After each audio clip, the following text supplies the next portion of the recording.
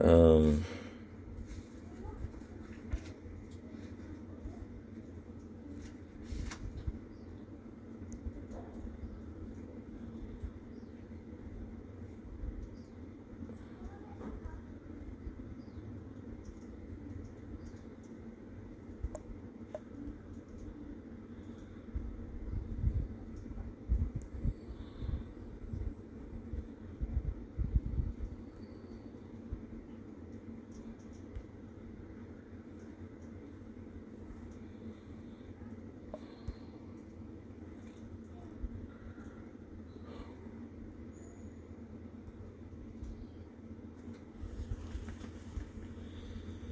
jadi insyaAllah kita teruskan.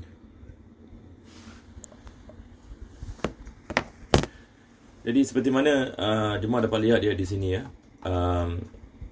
Apa yang saya lakukan adalah saya memasukkan ayat yang kita sedang berada di dalamnya, iaitu ayat 45 daripada surah An-Nisa. Firman Allah Subhanahu wa taala, fa'udzu billahi minasyaitonir rajim. Wallahu a'lamu bi'a'daikum wa kafa billahi waliya. Wallahu a'lamu bi'a'daikum. Yani di sini kita lihat kita ada perkataan wallahu a'lamu.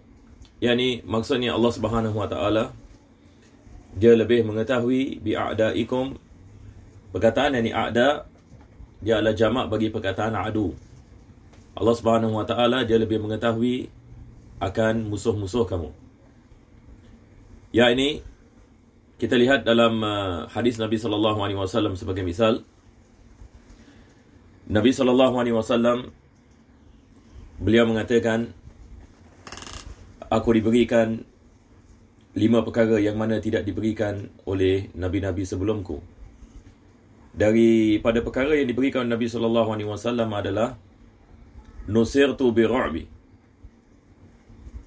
Allah Subhanahu wa taala memberikan kepada Nabi sallallahu alaihi wasallam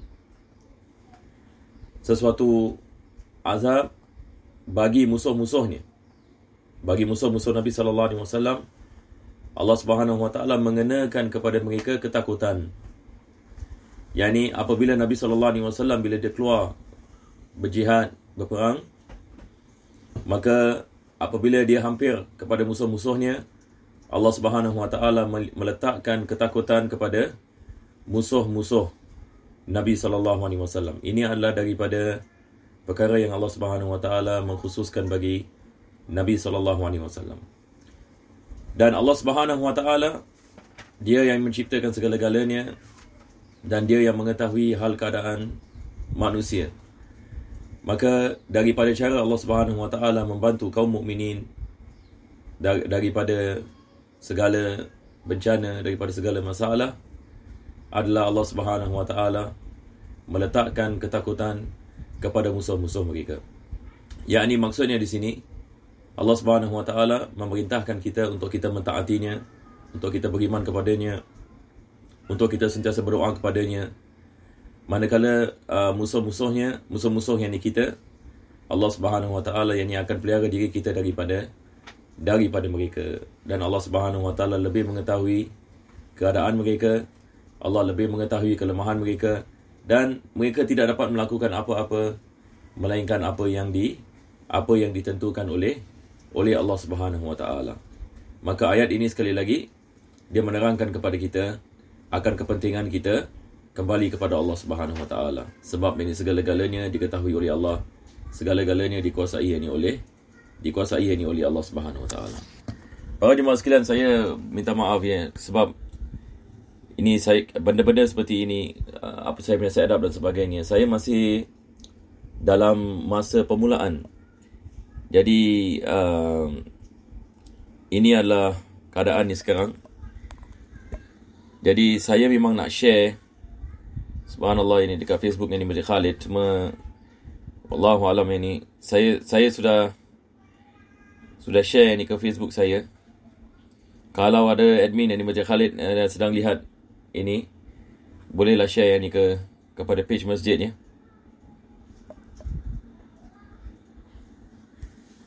InsyaAllah.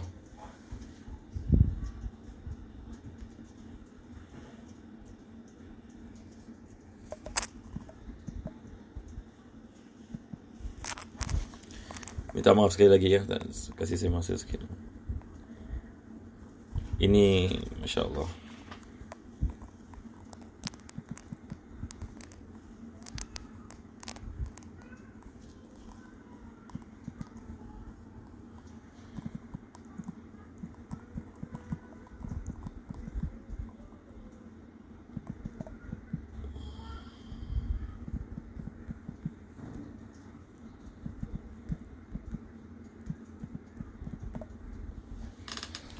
InsyaAllah kita teruskan ya.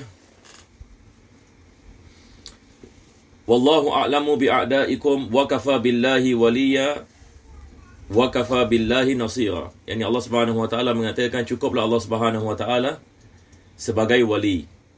Perkataan wali dalam bahasa Arab ini maksudnya sesuatu yang dekat. Allah Subhanahu wa taala dia adalah wali bagi mereka-mereka yang beriman. Maksudnya Allah dekat. Yang dekat yang dimaksudkan Allah memuliakan. Allah Subhanahu wa taala menjaga. Ini yang dimaksudkan dengan perkataan wali. Jadi saya harap kita faham ya. Salah satu daripada nama Allah Subhanahu wa taala adalah Allah wali. Seperti mana kita ada ayat dalam Al-Quran, Allahu waliyul ladina amanu yukhrijuhum minadh-dhulumati ilan nur. Allah Subhanahu wa taala adalah wali. Allah Subhanahu wa taala adalah wali bagi mereka-mereka yang beriman. Allah mengeluarkan mereka-mereka yang beriman daripada zulumat, kegelapan, syirik kepada Allah, kepada an-nur, cahaya keimanan. Wali yang dimaksudkan adalah yakni sesuatu yang dekat. Dan bila kita mengatakan seseorang itu adalah wali bagi Allah, maksudnya Allah Subhanahu wa taala sentiasa memuliakannya. Allah Subhanahu wa taala sentiasa menjaganya. Ini yang dimaksudkan dengan perkataan yakni wali. Wa kafa billahi waliya. Cukuplah Allah Subhanahu wa taala sebagai Tuhan yakni yang memuliakan. Tuhan yakni yang menjaga kita. Cukuplah Allah Subhanahu wa taala sebab selain daripada Allah tidak dapat memberikan manfaat dan tidak dapat menolakkan mudarat. Wa kafa billahi nasira. Cukuplah Allah Subhanahu wa taala sebaik-baik pembantu. yakni Allah Subhanahu wa taala dia yang memberikan bantuan dan selain daripada Allah Subhanahu wa taala tidak dapat memberikan bantuan sebab ini mereka sentiasa berhajat kepada Allah Subhanahu wa taala. Ini adalah terjemahannya yang kita boleh lihat ya. Selepas itu kita lihat pada ayat 46 daripada surah An-Nisa. Sekali lagi Allah Subhanahu wa taala membicarakan tentang ahlul kitab. Ini adalah berkenaan dengan masalah sebahagian daripada ahlul kitab mereka mengubah kitab-kitab Allah Subhanahu wa taala. Kita lihat banyak ayat dalam Al-Quran yang mana Allah Subhanahu wa taala menerangkan kepada kita bahawa sebahagian daripada ahlul kitab mereka menulis kembali dan mereka menukar ayat-ayat Allah Subhanahu wa taala dan mereka menukarkan risalah yang dibawa oleh para nabi-nabi dan rasul. Maka kita lihat sebahagian daripada ahlul kitab mereka menukarkan agama mereka. Terus terjerumus ini kepada syirik kepada Allah Subhanahu wa taala dan sebahagian daripada mereka mengeluarkan beberapa kewajipan-kewajipan dan menghalalkan apa yang diharamkan oleh Allah dan mengharamkan ini apa yang dihalalkan oleh Allah Subhanahu wa taala. Maka di sini Allah Subhanahu wa taala mengatakan minal ladzina hadu, sebahagian daripada mereka yang hadu. Yang ini maksud daripada hadu adalah orang-orang Yahudi. Ini asal ini perkataan yang ini Yahudi. Dia balik ini kepada perkataan Yahuda. Dan bila kita mengatakan alladzina hadu, yang dimaksudkan di sini adalah mereka-mereka yang beragama Yahudi. Minal ladzina hadu, sebahagian yakni daripada orang-orang Yahudi, yakni ahlul kitab, sebahagian daripada mereka yuharifunal kalim, yakni mereka menukarkan ayat-ayat daripada tempat-tempatnya. Yakni maksudnya di sini adalah mereka menukarkan dan mereka membawa sesuatu tulisan yang lain yang bercanggah dengan parti bagi risalah dalam ayat yang ini tersebut. Ini adalah satu perbuatan yang dilaknati oleh Allah Subhanahu wa taala. Dan ini dilakukan oleh ahlul kitab, iaitu yang terdiri kepada kaum Yahudi dan juga terdiri daripada kaum Nasrani. Tetapi di sini Allah Subhanahu wa taala membicarakan khusus bagi kaum Yahudi, yang mana Allah Subhanahu wa taala mengatakan yuharrifuna al-kalima an mawadhi'ihi, yakni mereka menukarkan perkataan-perkataan daripada tempat-tempatnya, yakni daripada tempat-tempat ataupun apa yang disebutkan oleh Allah Subhanahu wa taala dalam kitab mereka, maka mereka menukarkan apa yang diwahyukan oleh Allah Subhanahu wa taala. Dan selepas itu Allah mengatakan wa yaquluna sami'na wa 'asaina. Dan mereka mengatakan kami dengar, tetapi hati mereka mengatakan wa 'asaina, kami tidak mahu mengikutinya. Jadi ini adalah daripada masalah khususnya bagi kaum Yahudi. Kita lihat dalam Al-Quran banyak kisah-kisah bagaimana mereka dengan Nabi Musa AS, bagaimana mereka dengan Nabi Isa AS. Maka mereka lihat ini mukjizat ini sebagai misal pada zaman Nabi Musa AS. Akan tetapi mereka tidak beriman kepada apa yang dibawa dari Nabi Musa AS. Mereka sembah ini kepada sapi. Dan selepas itu mereka bertaubat ini kepada Allah Subhanahu wa taala. Dan selepas itu Nabi Musa AS perintahkan mereka untuk masuk ke Baitul Maqdis, dan mereka mengingkarinya dan sebagainya. Selepas ini wafatnya Nabi Musa AS, datang Nabi-Nabi dan Rasul kepada mereka. Dan tiap-tiap kali datang ini para Nabi dan Rasul, maka sebahagian daripada mereka mengingkari dan tidak mengikuti ajaran para Nabi dan Rasul, menukarkan kitab-kitab Allah Subhanahu wa taala, sehingga datangnya Nabi Isa AS dengan kitab Injil. Dan itu juga mereka mahu membunuh Nabi Isa AS dan tidak beriman kepadanya sama sekali. Dan datang pengikut-pengikut Nabi Isa AS yang dikenali sebagai kaum Nasrani. Dan pada awalnya mereka beriman kepada Nabi Isa AS, tetapi selepas beberapa generasi, perkara yang sama yang berlaku kepada kitab Injil, seperti mana yang berlaku kepada kitab Taurat. Kitab Injil juga ditukar oleh mereka-mereka yang memanuti agama Nasrani.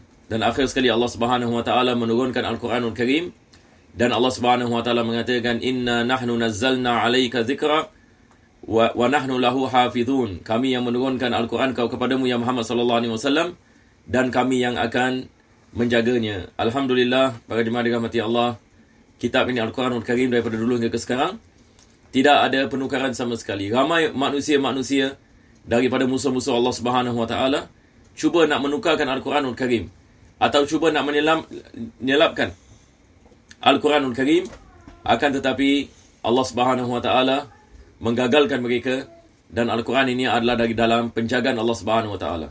Hari ini kalau ada manusia yang cuba nak menukarkan ayat-ayat Allah Subhanahu wa taala dalam Al-Quranul Karim, dia tidak akan mendapati kekuatan untuk melakukan sedemikian. Maka Allah Subhanahu wa taala menciptakan manusia-manusia yang menghafal Al-Quranul Karim. Begitu juga dengan para ulama, para awliya Allah Subhanahu wa taala. Ini semalah sebab. Tetapi hakikatnya adalah Al-Quran ini adalah daripada penjagaan Allah Subhanahu wa taala. Tetapi apa yang kita takut hari ini adalah kita takut akan manusia-manusia yang membaca Al-Quranul Karim dan selepas itu memberikan tafsiran yang bercanggah dengan apa yang disebutkan oleh Allah Subhanahu wa taala. Ini juga adalah daripada makna tahrif, seperti mana kita lihat ini dalam ayat ini. Allah mengatakan minal ladzina hadu yuharrifunal kalima amma mawadhi'ih.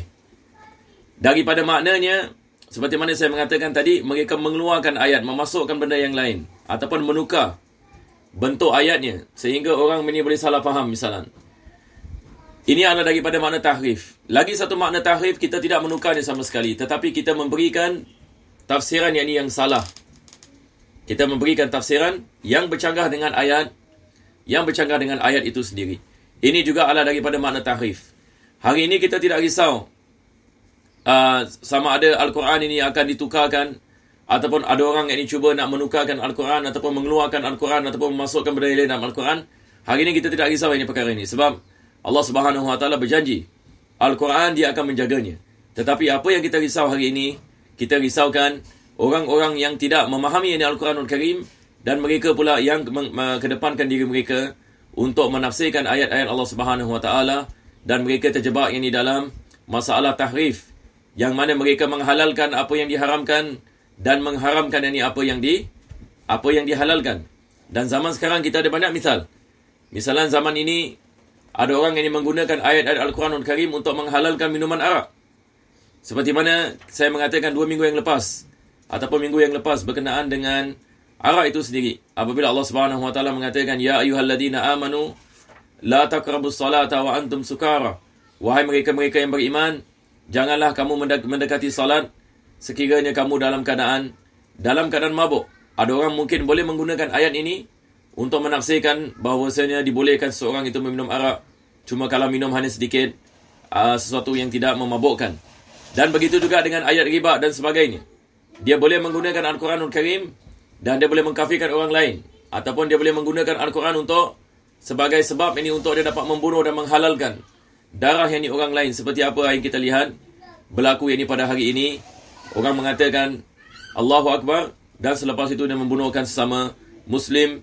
Dan apabila ditanya kenapa kamu membunuhnya, maka dia mengatakan membaca ayat daripada Al-Quranul Karim ini sebagai misal. Maka ini disebabkan kesalahfahaman mereka terhadap Al-Quranul Karim. Mereka tidak menukarkan Al-Quran dengan huruf-hurufnya, akan tetapi mereka menukarkan Al-Quran dengan hukum ahkamnya. Jadi zaman yang kita tinggal hari ini, seperti mana yang disebutkan oleh Nabi SAW, akan berlaku banyak fitnah ini pada akhir zaman.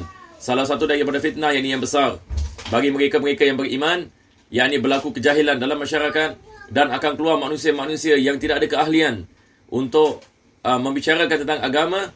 Dia diberikan kedudukan yang tinggi dalam agama, dan selepas itu yakni dia menyesatkan orang lain setelah dirinya menjadi sesat. Dan kita ada banyak hadis Nabi SAW berkenaan dengan perkara ini. Kita berdoa kepada Allah Subhanahu Wa Taala, mudah-mudahan Allah Subhanahu Wa Taala selamatkan kita daripada musibah ini, dan Allah Subhanahu Wa Taala menjadikan kita daripada hamba-hamba yang bertakwa. Amin ya rabbal alamin. Jadi para jemaah sekalian, pada hari ini kita berhenti di sini sahaja. Dan sekali lagi ini saya minta maaf, kali yang pertama pada hakikatnya saya stream YouTube live bagi kuliah tafsir. Sebelum ini semua ini Facebook live. Tapi insya-Allah pada kali-kali yang akan datang, insya-Allah saya akan memperbaikinya. Insya-Allah kita akan mulakan pada jam 10.30 ya. Sebab tadi disebabkan masalah teknikal untuk nak set up YouTube live, sehingga sampai pukul 11. Selepas itu saya masuk Facebook pula. Ada masalah suara dan sebagainya. Jadi masya-Allah ya. Ini semua adalah ujian ya.